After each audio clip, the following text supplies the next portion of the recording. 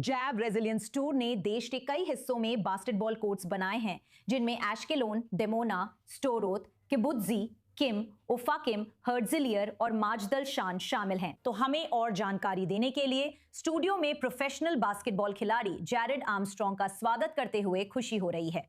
तो जैरेड, आपको फिर से देखकर बहुत अच्छा लगा। आप काफी समय से खेल के जरिए दीवारें तोड़ने में शामिल रहे हैं। हमें बताइए कि किस तरह खेल इस देश के युवाओं को ठीक होने में मदद कर रहा है। आप अभी क्या देख रहे हैं? बिल्कुल। सबसे पहले मुझे बुलाने के लिए धन्यवाद। मुझे लगता है कि खेल बहुत सारे बच्चों के लिए सिर्फ एक जीवन शैली है। कई बच्चे पेशेवर बास्केटबॉल के शीर्ष स्तर तक पहुंचने का सपना देखते हैं, जहां मुझे खेलने का मौका मिला।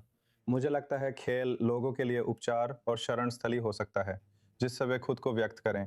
यही हम देना चाहते थे। जब मैंने और मेरे साथी ब्रायन ने ये टूर करने का सोचा था, इजराइल में करीब 8,000 कोर्ट्स हैं, जिनमें से कई खराब हालत में हैं। तो हम बच्चों के लिए फुटबॉल, बास्केटबॉल या किसी भी अन्य खेल के लिए एक सकारात्मक माध्यम कैसे उपलब्ध करा सकते हैं और उनके लिए उम्मीद की किरण कैसे बन सकते हैं। हमने 10 सबसे ज़्यादा प्रभावित शहरों का दौरा करने का प्लान बनाया। हम कल साकिमुला मेम से निकले। 70 से ज़्यादा बच्चों संग काम किया और वे हमें दोबारा बुला रहे हैं। तो आप देख सकते हैं कि यहाँ ज़रूरत है, चाहत है और हमारे लिए असर डालने का मौका भी है, न सिर्फ अभी के लिए बल्कि लंबे समय के लिए भी। और क्या आपने उन युवाओं में कोई विकास या बदलाव देखा है जिनके साथ आप काम कर रही हैं? क्योंकि ये आपकी पहली यात्रा नहीं है, आप यहाँ कई बार आ चुकी हैं। क्या आपको प्रगति दिख रही है? क्या आप देख रही हैं कि लोग इन खेलों से अपनी भावनाएं बेहतर तरीके से व्यक्त कर पा रहे हैं? हाँ, मेरा मतलब है पिछले साल हमने ओफाकिम समुदाय के साथ काम किया था, जिसमें लगभग 47 पीड़ित थे, जिनमें से कई 7 अक्टूबर को मारे गए। हमने उनके समुदाय में 5 महीने काम किया और देखा कि कैंप से पहले कई बच्चे बिस्तर गीला करते और सो नहीं पाते थे। हमारी प्रगति के दौरान कई बच्चे हर हफ्ते हमारे कार्यक्रम में उत्साहित होकर आते थे, लेकिन उन्होंने घर पर भी उनके माता पिता ने, आप जानते हैं, उनके सोने के तरीके में फ़र्क देखा, उनके ठीक होने में फ़र्क देखा उस बास्केटबॉल में, और वो उनके लिए क्या कर सकता है और कैसे वो उन्हें हर दिन आगे बढ़ते रहने के लिए प्रेरित कर सकता है। ये सिर्फ शारीरिक ताकत नहीं बल्कि मानसिक और भावनात्मक भलाई भी है।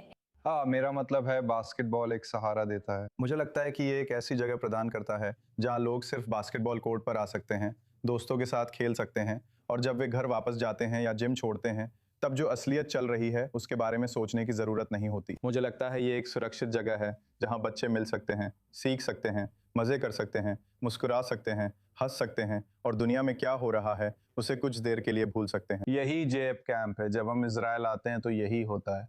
पिछले 2 सालों से हम ज़मीन पर असर डालने और अगली पीढ़ी को प्रेरित करने का प्रयास कर रहे हैं। ये इस समय सबसे अद्भुत और सकारात्मक संदेश है। क्या भविष्य में ऐसे प्रयास या योजनाएं हैं जिनसे इन इजरायली बच्चों को अमेरिका जाकर खेलने का मौका मिल सके? हाँ, हमारे अमेरिका में फिलाडेल्फिया में कैंप्स हैं। हम विस्तार कर रहे हैं और इस गर्मी में 3 हफ्ते चलेंगे। मेरा मतलब ये टूर सिर्फ एक बार नहीं है। अगले साल हम 18 कोर्ट्स पर काम करेंगे। ये एक वार्षिक कार्यक्रम है जिसमें हम हर साल इजराइल के अलग-अलग शहरों में 18 बास्केटबॉल कोर्ट्स का नवीनीकरण करते हैं, ताकि युद्ध से प्रभावित शहरों में या जहां बच्चों के लिए नए कोर्ट की ज़रूरत है, वहां काम किया जा सके।